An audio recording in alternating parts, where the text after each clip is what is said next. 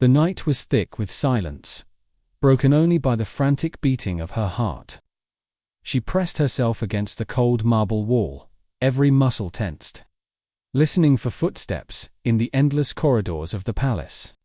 Her hands trembled as she clutched a small, battered bag, everything she owned, everything she dared to take. The ornate gold doors loomed ahead, both a promise and a threat. She knew that if she was caught, there would be no second chance. Every shadow seemed to move. Every whisper of air felt like a warning. She took a breath, steeling herself, and slipped barefoot across the polished floor, praying the guards wouldn't hear. The world outside was so close, yet impossibly far. Freedom was just beyond those gates. But so was the risk of everything she feared most. In that moment, she wasn't a guest in a palace. She wasn't a cherished employee, or a woman living a dream. She was a prisoner, desperate for escape, her life hanging in the balance. The luxury that had once dazzled her now felt like a cruel joke, a gilded cage with no key. She could almost hear her mother's voice, soft and worried, echoing from a world away. "Be careful, my daughter. Not everything that glitters is gold." But it was too late for warnings now. She was alone, and every second counted. As she reached for the heavy door, a sudden noise froze her in place. Her breath caught in her throat. Was it a guard? Was it the prince himself? The fear was suffocating. But she forced herself to move, inch by inch, toward the unknown. Every year, tens of thousands of women like her are promised lives of luxury in the Middle East, only to find themselves trapped in modern slavery. How did a woman with so many dreams end up here? And could it happen to someone you know? Her name was Lila, and she grew up in a small, sun-baked village where the days were long and the opportunities were few. The world she knew was simple, sometimes harsh, but always familiar.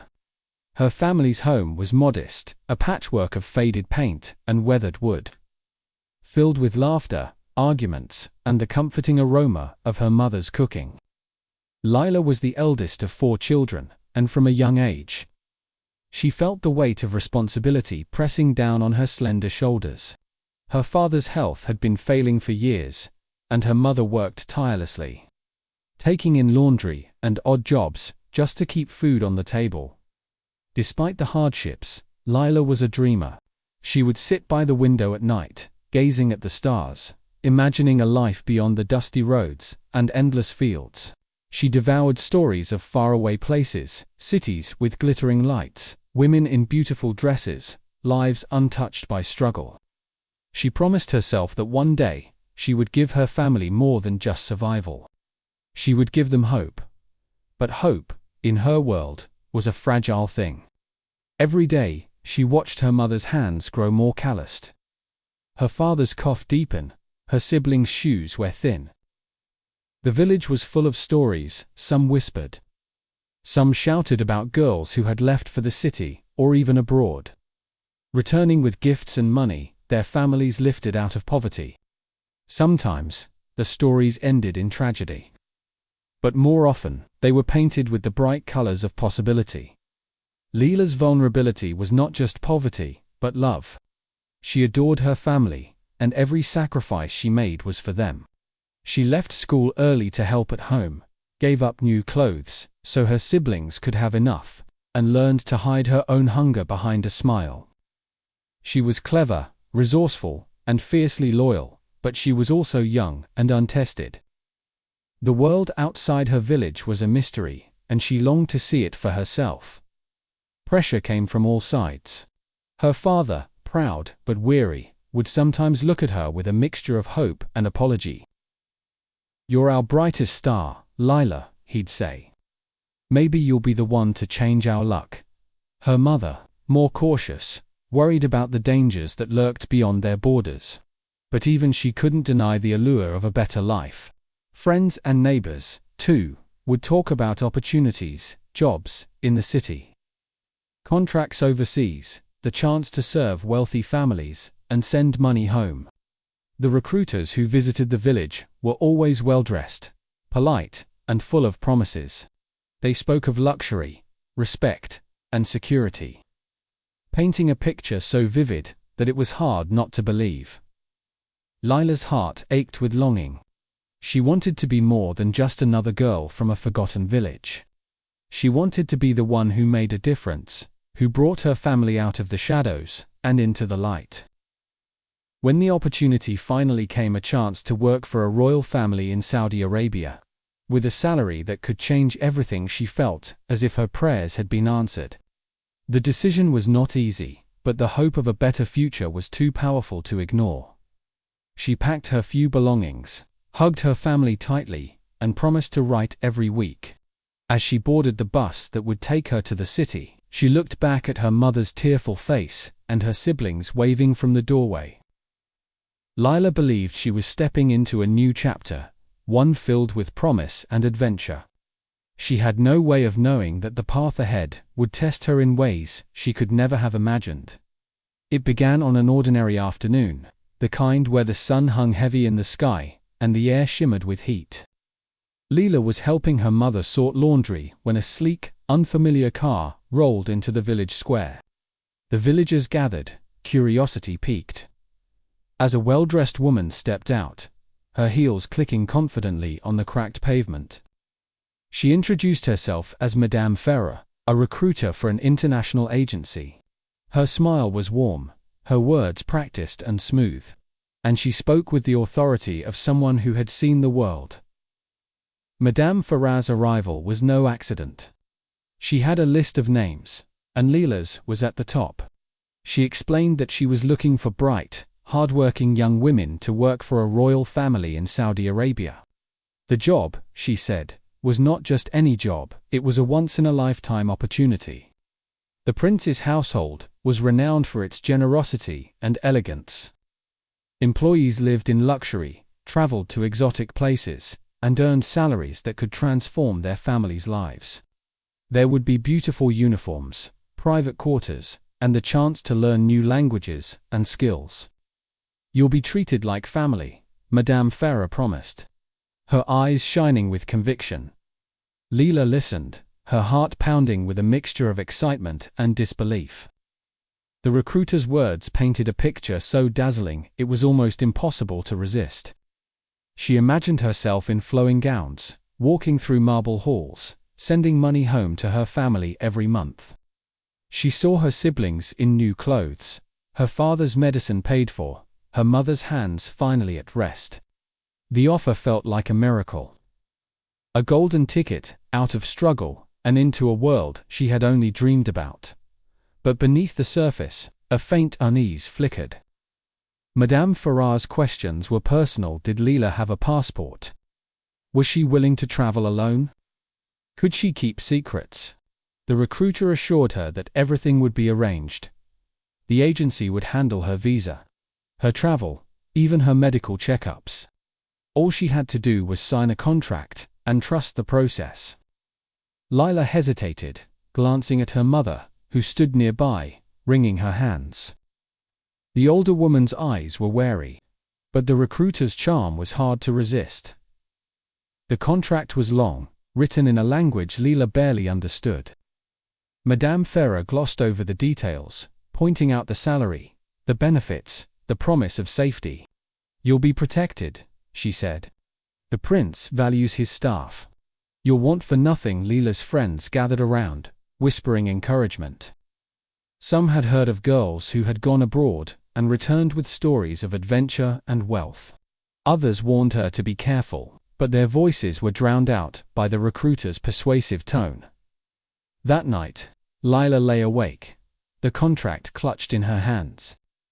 She weighed her dreams against her fears, her family's needs against the unknown. The next morning, she signed her name, her signature shaky but determined. Madame Ferrer beamed, promising to return in a week to collect her and the other chosen girls. The days that followed were a blur of preparation. Lila visited the city for the first time, where she was fitted for uniforms and underwent medical exams. The agency representatives were polite but distant, their smiles never quite reaching their eyes. Lila noticed that her passport was taken for safekeeping, and that she was discouraged from asking too many questions. Still, the excitement outweighed her doubts. She was going to work for a prince. She was going to change her family's life. On the day of her departure, the village gathered to see her off. Her mother hugged her tightly, whispering prayers for her safety. Her father, too proud to cry, pressed a worn photograph into her hand. "Remember who you are, Lila," he said softly. "No matter where you go." As the car pulled away, Lila looked back at her home. Her heart, full of hope, and a sliver of fear she tried her best to ignore. She was chosen. She was special. She was about to step into a world of luxury and promise. But as the city faded behind her, and the unknown stretched ahead, Lila couldn't shake the feeling that something precious was slipping quietly out of reach. The moment Lila stepped off the plane, the world seemed to shimmer with possibility. The airport was vast and gleaming, filled with the hum of foreign languages and the scent of exotic perfumes. She clutched her small bag tightly, her heart racing with anticipation and nerves. A uniformed driver greeted her with a polite bow, holding a sign with her name written in elegant script. "Welcome to Riyadh, Miss Lila," he said, his accent crisp and formal. She followed him through the bustling terminal, her senses overwhelmed by the sheer scale and opulence of everything around. The drive to the palace was a blur of neon lights and endless highways. Lila pressed her face to the window, marveling at the city's grandeur, towering skyscrapers, luxury cars, and sprawling shopping malls that seemed to stretch on forever. She imagined her family seeing her now, their pride and wonder. Every mile brought her closer to the life she had always dreamed of. When the palace gates finally came into view, Lila's breath caught in her throat. The estate was enormous, surrounded by lush gardens and high stone walls. The main building rose like something out of a fairy tale, its domes and arches gleaming in the afternoon sun. Inside, the floors were polished marble, the ceilings adorned with intricate gold leaf, and the air was cool and fragrant with jasmine. Servants moved quietly through the halls, dressed in crisp uniforms, their faces calm and unreadable. Lila was shown to her quarters, a private room with a soft bed, silk curtains, and a view of the palace gardens. A wardrobe filled with designer clothes awaited her, each piece more beautiful than anything she had ever owned. She ran her fingers over the delicate fabrics, hardly able to believe her luck. That evening, she was introduced to the other staff, a mix of women from different countries, all chosen for their skills and discretion. They welcomed her with polite smiles, their eyes flickering with curiosity and something else she couldn't quite name. Her first days were a whirlwind of new experiences. She learned the routines of the household, the strict etiquette required in the presence of the prince and his family, and the unspoken rules that governed every interaction.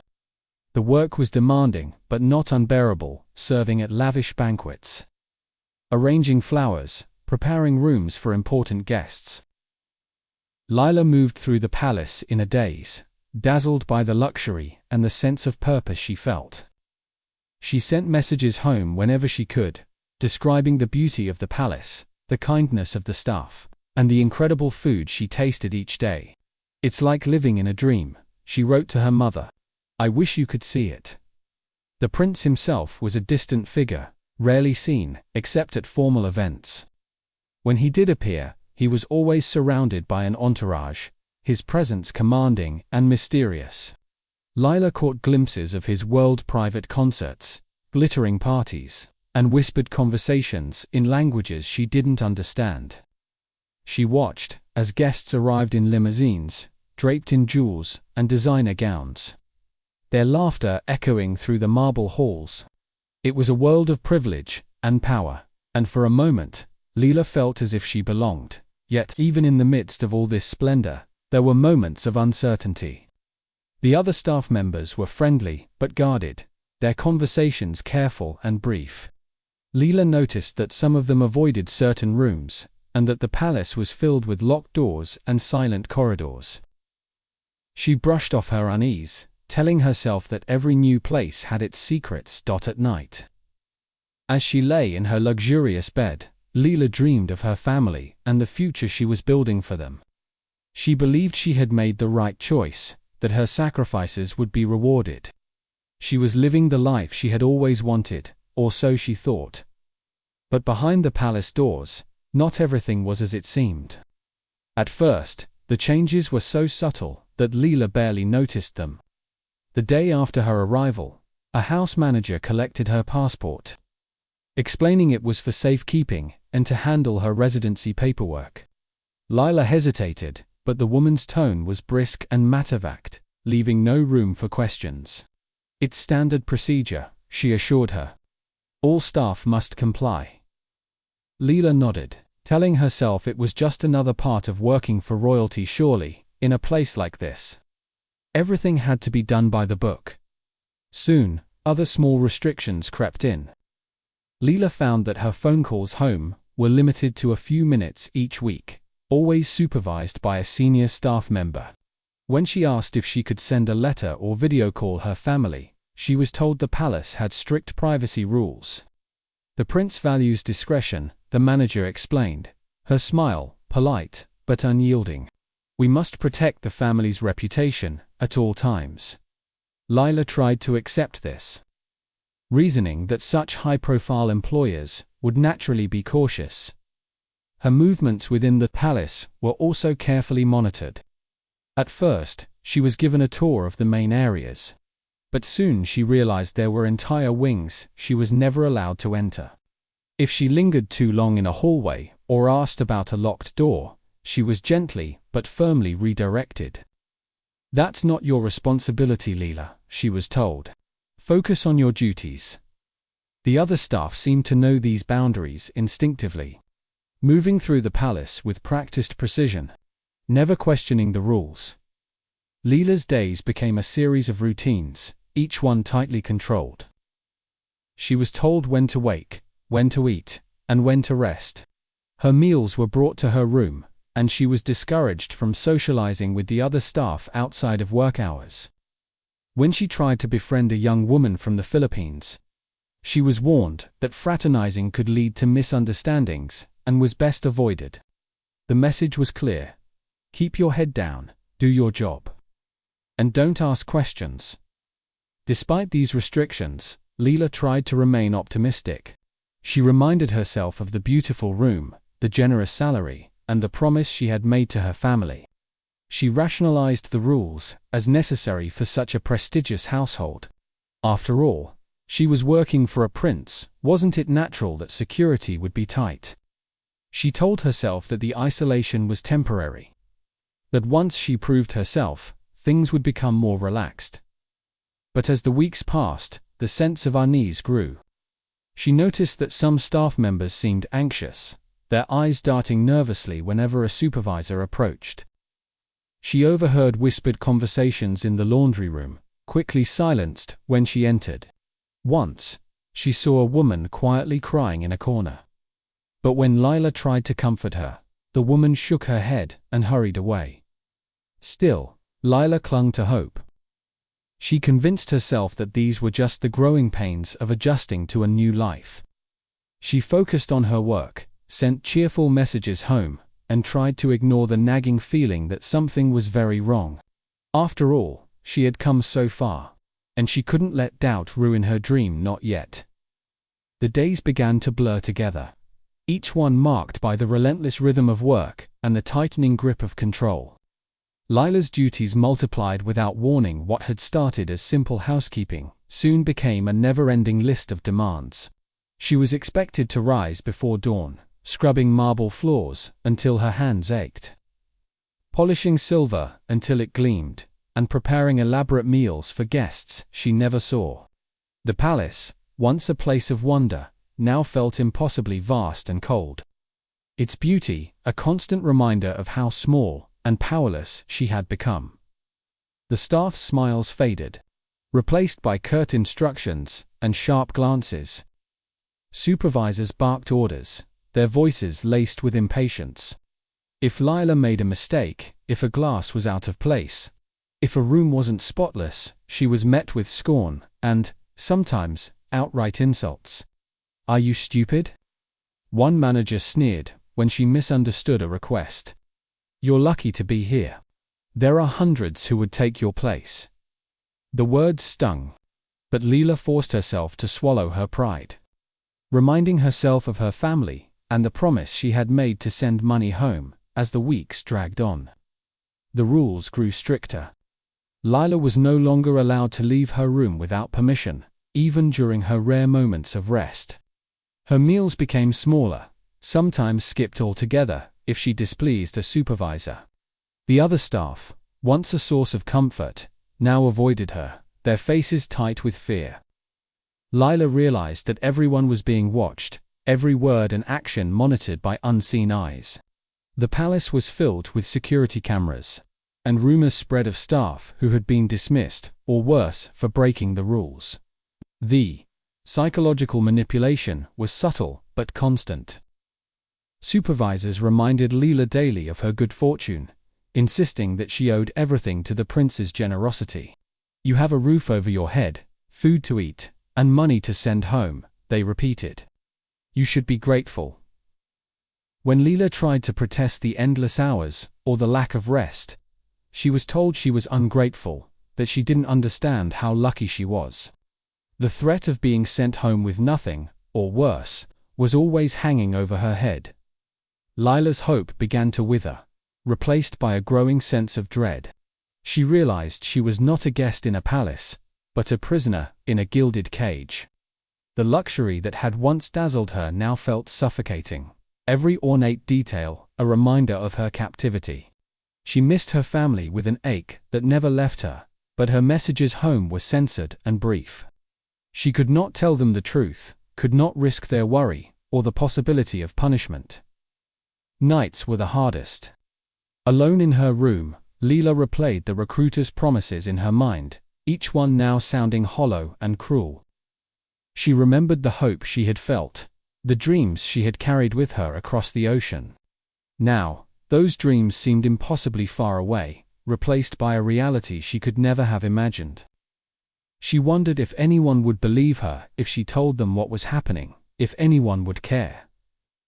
The palace, with all its beauty and grandeur, had become her prison. The doors were locked, the windows barred, and the world outside felt like a distant memory. Lila's spirit, once so full of hope, was slowly being crushed under the weight of endless work, isolation, and fear. She was trapped, and for the first time, she began to wonder if she would ever find a way out. The transformation from servant to captive was gradual. But once it began, there was no mistaking it. Lila's world shrank with every passing day. The palace's endless corridors, now feeling like the walls of a labyrinth, designed to keep her in, not let her out. The rules that had once seemed strict but manageable became suffocating, and the consequences for breaking them grew more severe. It started with the loss of her voice. One evening, after a particularly grueling day, Lila tried to call her mother. She dialed the number with trembling hands, desperate to hear a familiar voice. But the call was cut short by a supervisor who appeared in the doorway, her face cold and expressionless. "No more calls," she said flatly. "You're here to work, not to chat." Lila tried to protest, but the woman's glare silenced her. From that moment on, her only contact with the outside world was a weekly, heavily monitored message, just enough to assure her family she was alive, but never enough to tell them the truth. The isolation deepened. Lila was moved to a smaller, windowless room at the back of the palace, far from the other staff. Her meals were left outside her door, and she was forbidden from speaking to anyone unless it was work. The other women, once her companions, now avoided her entirely, their eyes filled with fear and apology. Lila realized that her suffering was not unique. She saw the same haunted look in the faces of the others. The same careful silence. They were all trapped, each in their own way. The work became even more punishing. Lila was given impossible tasks, cleaning entire wings of the palace alone, working through the night, with no rest. If she faltered, the punishments were swift and brutal. One morning, after collapsing from exhaustion, she was dragged to her feet by a guard and slapped hard across the face. "Lazy girl," he spat. "You think you're special? You're nothing here." The sting of the blow was nothing compared to the humiliation.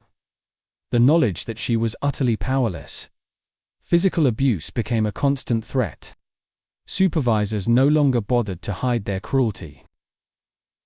Lila was shoved, slapped, and once locked in a storage closet for hours as punishment for a minor mistake. The fear of violence hung over her like a shadow, making every moment tense and uncertain. She learned to move quietly, to keep her head down, to anticipate the moods of those in power. But no matter how hard she tried, it was never enough. The threats escalated to... When Lila once dared to ask for a day off, the manager's response was chilling. "You belong to us now," she said, her voice low and menacing. "If you try to leave, we'll make sure you regret it. You have no rights here. No one will help you." The words echoed in Lila's mind, feeding her growing sense of despair. She realized that her passport, her only link to freedom, was gone. She had no money, no friends, and no way to escape. Desperation drove her to try anyway. Late one night, when the palace was quiet, Lila scribbled a note and slipped it under the door of another staff member she trusted. "Please help me," she wrote. "I need to get out." The next morning, the note was gone, and the woman would not meet her eyes. That afternoon, Lila was summoned to the manager's office, where she was confronted with the note. "You think you're clever?" The manager sneered. "If you try this again, you'll be sent somewhere much worse." The threat was clear, and Lila's hope flickered dangerously low. The psychological torment intensified. Supervisors reminded her daily that she was alone, that no one would believe her if she tried to tell her story. "You're just a servant," they said. "No one cares about you." Lila began to doubt herself, to wonder if escape was even possible. The palace, once a symbol of hope, now felt like a tomb. She tried to keep track of the days, but time lost all meaning. The only constants were exhaustion, fear, and the gnawing ache of loneliness. Lila's dreams of a better life had turned into nightmares, her hope replaced by a cold, creeping dread. She thought things couldn't get worse. She was wrong. It happened on a night that seemed no different from the others, another endless shift, another round of impossible demands. Lila was scrubbing the marble steps leading to the prince's private quarters. Her hands raw and bleeding, when a glass shattered somewhere above her. The sound was sharp, echoing through the empty hall. Before she could react, a supervisor stormed down the stairs, her face twisted with rage. "You missed a spot," she hissed, grabbing Lila by the arm and yanking her to her feet. The next moments blurred together in a haze of pain and humiliation. The supervisor struck her, hard, across the face, then again on her back. Lila stumbled, her vision swimming, but the blows kept coming. "You're useless," the woman screamed. "You're nothing but a burden." The words cut deeper than the pain. Each one a reminder of how far she had fallen from the girl who once dreamed of changing her family's life. When it was over, Lila was left crumpled on the cold floor, her body aching, her spirit nearly broken. For hours, she lay there, unable to move, tears streaming silently down her cheeks. She thought of her mother's gentle hands, her father's proud smile, her siblings' laughter. She remembered the promises she had made, the hope she had carried with her across the world. Now, all of it felt impossibly distant, as if it belonged to someone else. The palace was silent, the only sound her own ragged breathing. Despair settled over her like a heavy blanket. She wondered if anyone would ever know what had happened to her, if her family would ever learn the truth. She imagined her mother waiting for a letter, her father asking neighbors for news, her siblings growing up without her. The thought was almost too much to bear. But somewhere in the darkness, a spark of defiance flickered. Lila realized that if she stayed, she would not survive, not just in body, but in spirit. The palace would consume her, erase her, until there was nothing left. She remembered the stories she had heard as a child, stories of women who had faced impossible odds and found a way to endure. She clung to those memories, letting them fill the empty spaces inside her. The idea of escape terrified her. She knew the risks. If she was caught, the punishment would be swift and brutal. But the alternative, staying and slowly losing herself, was even more frightening. She weighed her options, her mind racing with fear and hope. Could she trust anyone? Was there a way out? The questions circled endlessly, each one heavier than the last. As dawn crept through the palace windows, Lila made a decision. She would not let them break her. She would find a way to survive, to reclaim her life, no matter the cost. The fear was still there, sharp and cold. But it was joined by something stronger, a desperate, stubborn hope.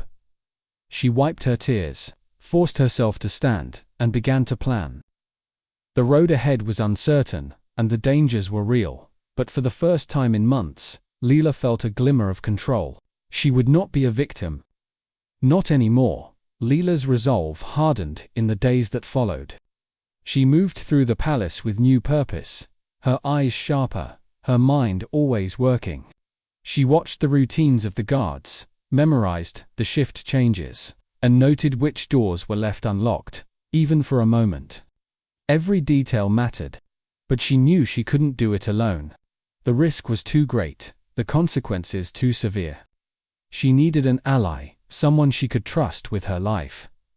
That ally came in the form of Amira, a quiet woman from Kenya who worked in the laundry. Amira had always kept to herself, but Lila noticed the kindness in her eyes. The way she slipped extra bread to the younger girls when no one was looking. One evening, as they crossed paths in a deserted hallway, Lila whispered, "Please, I need help." For a moment, Amira hesitated, fear flickering across her face. But then she nodded, her voice barely audible. "Meet me tonight, after midnight." In the linen room, the hours crawled by.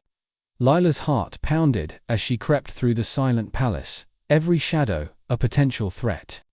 In the linen room, Amira was waiting, her hands trembling. They spoke in hushed voices, sharing their stories, their fears, and their desperate hope for freedom. Amira revealed that she, too, had been searching for a way out, but the risks had always seemed insurmountable. Together, they began to piece together a plan. They would wait for the night when the palace hosted a grand event. When the staff would be stretched thin and the guards distracted. Amira had managed to hide a spare key to a service door, one that led to the back gardens, and, beyond that, the city streets. The plan was simple in theory, but perilous in execution. They would have only minutes to slip away, blend into the darkness, and find their way to the embassy district, where they hoped someone would listen to their pleas for help. Every step was fraught with danger. If anyone discovered their plan, the punishment would be swift and merciless. Lila and Amira trusted no one else, communicating only in brief, coded messages. They hid supplies, water, a little money. A scrap of paper with the embassy's address under a loose floorboard in the laundry. Each day, the tension grew, the fear of betrayal ever present. Lila's hands shook as she worked, her mind racing with what-ifs. What if someone saw them? What if the key was discovered? What if Amira changed her mind? But the alternative was unthinkable. They clung to hope, to the promise of freedom, even as the walls seemed to close in around them. The night of the event finally arrived, the palace buzzing with activity. Lila and Amira exchanged a final silent glance, one last moment of trust, before everything changed. The plan was set. There would be no turning back. The palace was alive with music and laughter, the air thick with the scent of expensive perfume and roasted spices. Lila's heart hammered in her chest as she moved through the crowded halls, her every sense on high alert. She caught Amira's eye across the room, a subtle nod, the signal they had agreed upon. It was time. Slipping away from her post, Lila ducked into a side corridor, her footsteps muffled by the thick carpet. She could hear the distant clatter of dishes, the shouts of supervisors, but no one seemed to notice her absence. She reached the laundry room, where Amira was already waiting, clutching the hidden supplies. Together, they crept through the maze of service corridors. Every shadow, a potential threat. At the service door, Amira's hands shook as she fitted the key into the lock. For a terrifying moment, it jammed, refusing to turn. Lila's breath caught, she could hear footsteps approaching, voices growing louder. With a desperate twist, the key finally gave way, and the door swung open to the cool night air. They slipped outside, hearts pounding, the palace looming behind them like a dark, watchful giant. They ran through the gardens, ducking behind hedges and statues, every second stretching into eternity. Suddenly, a shout rang out. A guard had spotted movement. Lila and Amira froze, then bolted for the gate, adrenaline surging. The guard's footsteps thundered behind them, his flashlight slicing through the darkness. Lila's lungs burned, her legs threatening to give out. But she pushed herself harder, the promise of freedom just ahead, at the outer gate. Amira fumbled with the latch, her fingers slick with sweat. The guard was almost upon them, shouting for backup. With a final desperate shove, the gate swung open, and they tumbled onto the street, breathless and wild-eyed. They didn't stop to look back. They ran through the empty streets, dodging headlights and ducking into alleys. Their only thought to put as much distance as possible between themselves and the palace. Finally, as dawn began to break, they reached the embassy district. Collapsing in front of a heavy iron gate, Lila pounded on the door, her voice hoarse with fear and hope. The world seemed to hold its breath as the gates slowly opened and a kind face peered out. For the first time in months, Lila felt the weight of captivity begin to lift. She was free, or at least, she dared to hope she might be. Freedom, when it finally came, was not the triumphant moment Lila had imagined. In the embassy's safe room, she and Amira huddled together, shaking with exhaustion and fear. Every sound outside made them flinch, haunted by the memory of guards, shouts, and the threat of being dragged back. The embassy staff were kind but cautious, asking endless questions, checking their bruises, and warning them that the prince's influence reached far beyond the palace walls. The days that followed were a blur of interviews, paperwork, and restless nights. Lila struggled to sleep, jolting awake at the slightest noise, her mind replaying the horrors she had endured. She worried constantly that someone would come for her, that her escape would be discovered and punished. Even in safety, she felt hunted, her freedom fragile and uncertain. When she was finally able to call her family, the relief was overwhelming, but so was the pain. Her mother wept with joy, but her father's voice was tinged with disbelief. "Are you sure you're safe?" he asked, struggling to understand the nightmare his daughter had survived. Some relatives whispered that Lila must have done something wrong to anger such powerful people. Others questioned her story, unable or unwilling to believe that such cruelty could exist behind palace walls. Lila tried to rebuild her life, but the scars, both visible and hidden, remained. She found it hard to trust, hard to feel at home anywhere. The world she had dreamed of was gone, replaced by a reality she could never have imagined. Yet, even as she faced stigma and doubt, Lila clung to the truth of her survival. She had escaped the gilded cage, but the price of freedom was a burden she would carry for the rest of her life. Lila's journey toward justice was long and uncertain, marked by frustration and heartbreak.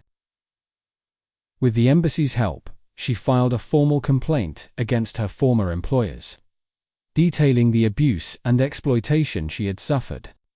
But the legal process was slow, tangled in bureaucracy and international politics.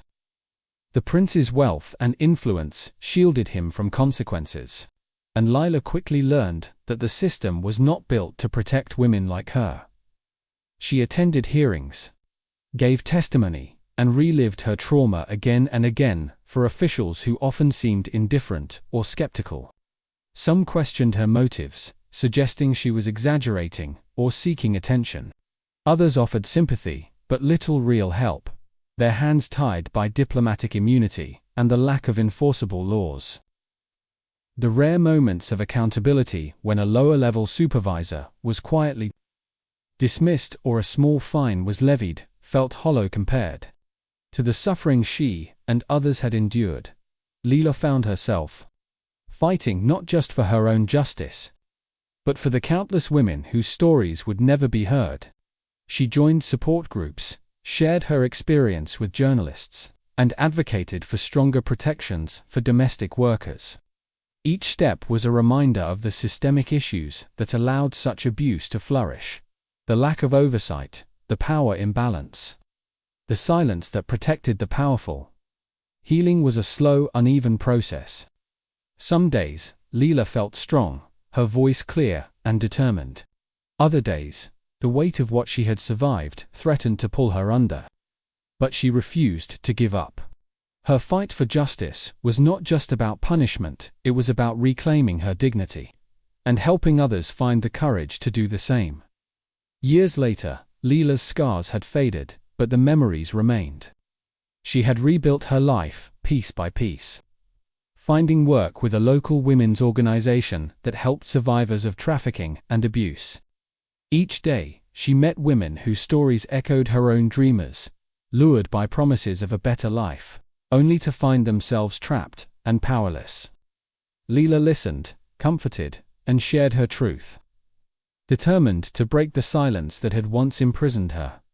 Her experience taught her hard but vital lessons. She learned that hope, while powerful, must be tempered with caution. She now recognized the red flags she had missed: recruiters who rushed her decisions, contracts she couldn't fully read, the surrender of her passport, and the isolation from her family. She urged others to trust their instincts, to ask questions, and to seek help before it was too late. If something feels wrong, she would say, it probably is. Don't let anyone make you feel unworthy of respect or safety. Lila also learned the importance of community.